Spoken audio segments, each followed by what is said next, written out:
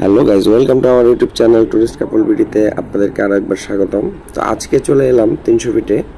300 ফিটে আসলে bike ride করতে অনেক ভালো লাগে, কিন্তু এই যে অটোরিকশা দেখতে পাচ্ছেন, এই এক্সপ্রেসওয়েতে কীভাবে অটোরিকশা চলে সেটি আসলে আমার একটি প্রশ্ন।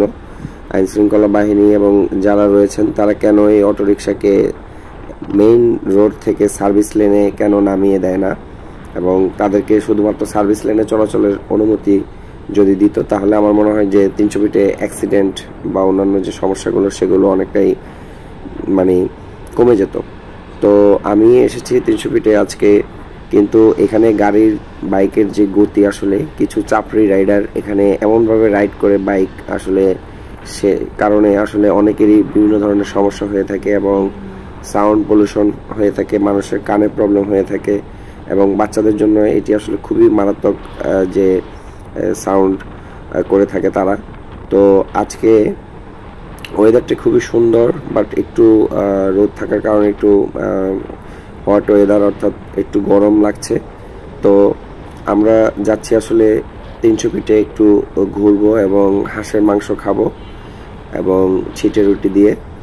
আর পাশাপাশি আমাদের একটি নাগা সিঙ্গারার একটি দোকান ছিল আগে, এক চাচা নাগা সিঙ্গারা তৈরি করতো, কিন্তু সেখানে আসলে এখন এত ভিড় হয় যে আসলে আর আগের মতো গিয়ে আসলে নাগা সিঙ্গারা খাওয়াটা পসিবল হয় না। তো সেই সাথে আজকে আবার ট্রাই করে দেখবো যে আসলে খাওয়া যায় কিনা। আর এখানে 300 ফিটে অনেক চেকপোস্ট রয়েছে, তো আজকে আমরা দেখি কোনো চেকপোস্ট আছে কিনা। আমি সেজন্য বাইকের গতি খুব বেশি তুলছি না, আর আমি সবসময় অ্যাকচুয়ালি 80-র নিচে বা 80-র মধ্যেই আমি বাইক রাইড করে থাকি, সেটা হাইওয়ে হোক আর যেখানেই হোক, বা আমি যদি ট্যুরেও যেয়ে থাকি সেক্ষেত্রে আমি আমার কন্ট্রোলে বাইক রাখার জন্য চেষ্টা করি, এবং সেই সাথে আমি এটি মেনটেন করে সবসময় রাইড করার চেষ্টা করে থাকি। তো এখানে 300 ফিটে আসলে অনেকে বাইকের গতি অনেক উঠায়, কিন্তু আমার আসলে সে ধরনের কোনো ইচ্ছা নেই। সামনে সম্ভবত কোনো একটা বিপদ সংকেত মনে হচ্ছে, দেখতেই পাচ্ছেন যে মামারা দাঁড়িয়ে রয়েছে।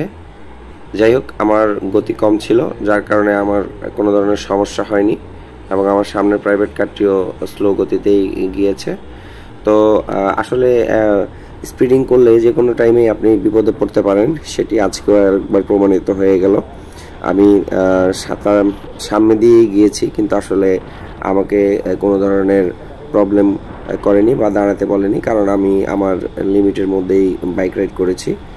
আসলে 300 ফিটে পুলিশ আসলে যাদেরকে ধরে তারা আসলে বুঝতে পারে যে আসলে কারা চাপড়ি রাইডার, এবং বেশিরভাগ চাপড়ি রাইডারদেরকেই এখানে হচ্ছে যে ধরার জন্য ওনারা বসে থাকে, যেটি আমি আজকে আসলে দেখে বুঝতে পারলাম যে একজন ভদ্র রাইডার বা ভদ্র বাইকারকে কখনোই তারা বিরক্ত করে না বা ধরে না।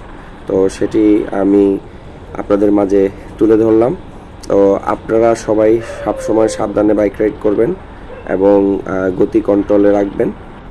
আমাদের জন্য দোয়া করবেন, সবাই ভালো থাকবেন, আর আমাদের চ্যানেলটি সাবস্ক্রাইব করে আমাদের পাশে থাকবেন যেন নতুন নতুন ভিডিও আপনাদের মাঝে তুলে ধরতে পারি। সেই শুভকামনায় আজকের মতো বিদায়। সবাই ভালো থাকবেন। আল্লাহ হাফিজ।